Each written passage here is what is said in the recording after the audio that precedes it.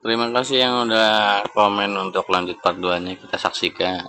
Tidak lama kemudian, Ibu Maria datang membawa pakaian ganti untuk David dan mengucapkan terima kasih karena telah menyelamatkannya. Ia kemudian mengatakan akan hubungi orang tua, namun David menolak karena orang tuanya tidak berada di Italia dan ia sedang dalam perjalanan menuju suatu tempat. Tak lama kemudian, seorang memberitahu bahwa makan siang telah siap. Setelah berganti pakaian, David hendak berangkat, namun Carlo tiba-tiba datang dan meminta David untuk tidak menceritakan kejadian sebelumnya saat ia memukul David karena kesalahpahaman. Setelah itu, Carlo mengajak David makan bersama keluarganya. Mr. Hurt, we especially want to thank you for staying safe and well. Guide us so that we may continue to perform.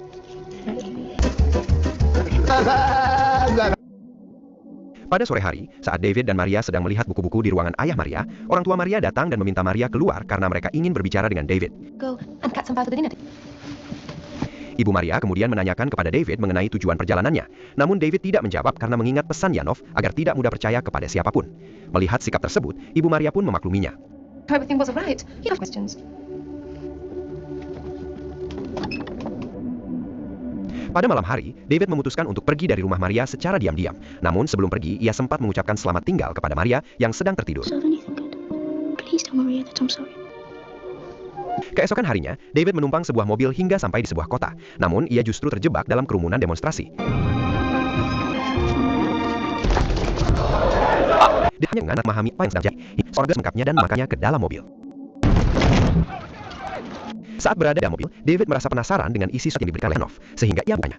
Ternyata surat tersebut berisi informasi mengenai identitas dirinya dan ibunya yang berada di Denmark. Setelah itu, David memutuskan untuk lari dari mobil. Ia tinggal kunci lalu berusaha membukanya menggunakan tali yang mengikat lukanya hingga akhirnya berhasil.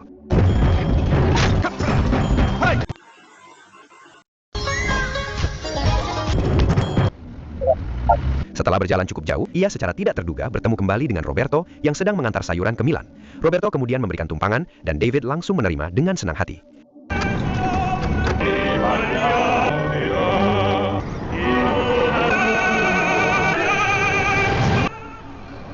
Sesampainya di Milan, David pisah dengan Roberto dan melanjutkan perjalanan dengan berjalan kaki.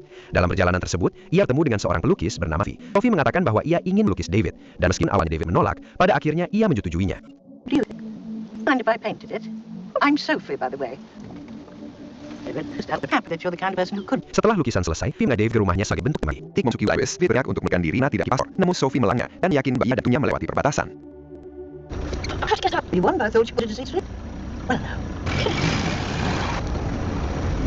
Saat petugas menanyakan Paul, Sophie memberikan penjelasan yang membuat petugas tersebut percaya, sehingga mereka diizinkan untuk melanjutkan perjalanan. Right, Mrs. Anderson. But it's less expensive. Sesampainya di rumah Sophie, ia langsung menjamu David dengan makanan yang tersedia. Enough food for you, David. Very nice, thank you. Good. You come to say hello to our guest. Setelah itu, Sophie menanyakan tempat tinggal David, namun David menjelaskan bahwa dirinya tidak memiliki rumah. Mendengar hal tersebut, Sophie menawarkan agar David tinggal bersamanya. Karena merasa Sophie adalah orang yang baik dan dapat dipercaya, David akhirnya menceritakan bahwa ia tidak bisa tinggal karena sedang dalam perjalanan menuju Denmark untuk menemui ibunya. If there's something troubling you, Don't tell me. you're safe. It's cold.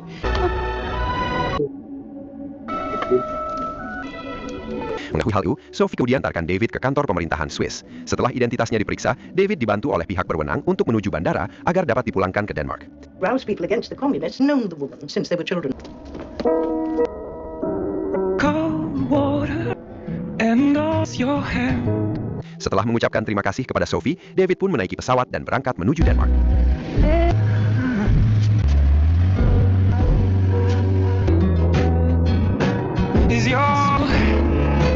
Sesampainya di Denmark, David telah disambut oleh ibunya karena kepulangannya sudah diberitahukan.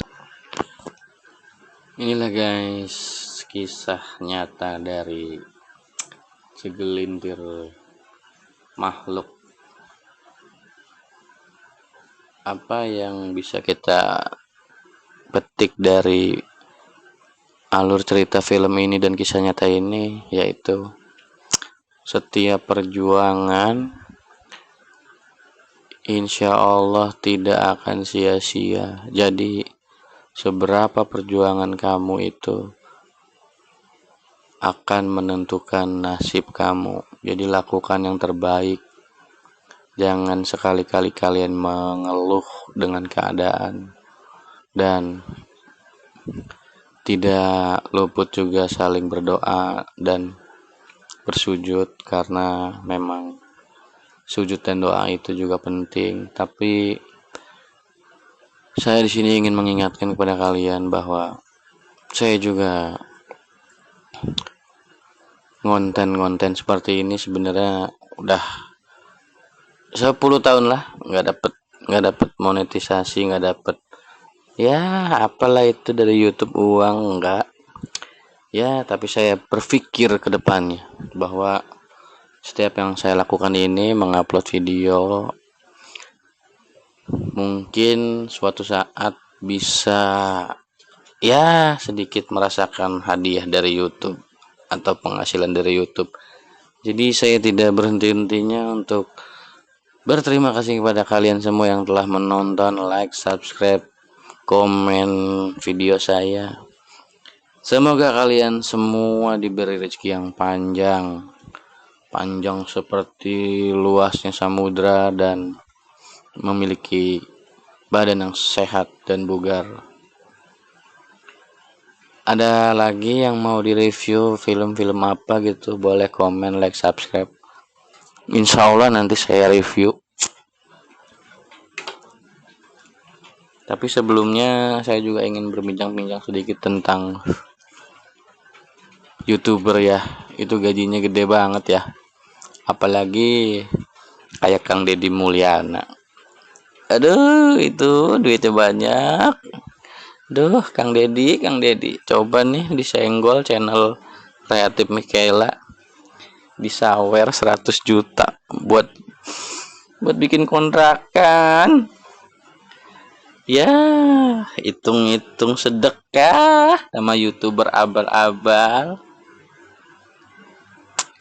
Oke, maaf sama teman-teman semua. Bosan kali ngedengerin gua cerita. Terima kasih semuanya yang sudah like, comment, subscribe. Ya, wabillahi taufiq wal hidayah. Wassalamualaikum warahmatullahi wabarakatuh. Tapi teman-teman, nanti dulu teman-teman. Mau curhat lagi ya teman-teman. Kenapa ya? Kalau yang posting tuh orang-orang cantik tuh banyak yang lihat, gajian. Padahal postingnya cuma, "Hai, apa kabar?" Yang komen banyak, yang like banyak, yang share banyak. Tapi barang orang-orang seperti kita, posting apapun gak ada yang dilihat, gak ada yang di komen, apalagi dikasih like, apalagi di follow, di subscribe. Untuk teman-teman kalian semuanya, ada yang tahu jawabannya boleh komen di bawah. Makanya untuk perempuan-perempuan, ya beruntunglah kalian bisa memiliki wajah yang sempurna. Jadi jangan pernah tidak bersyukur.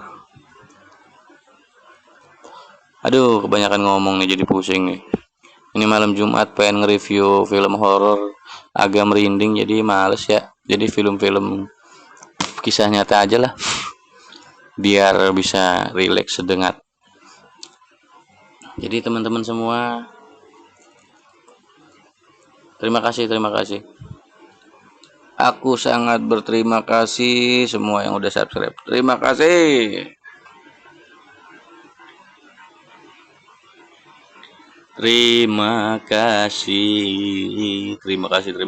kasih.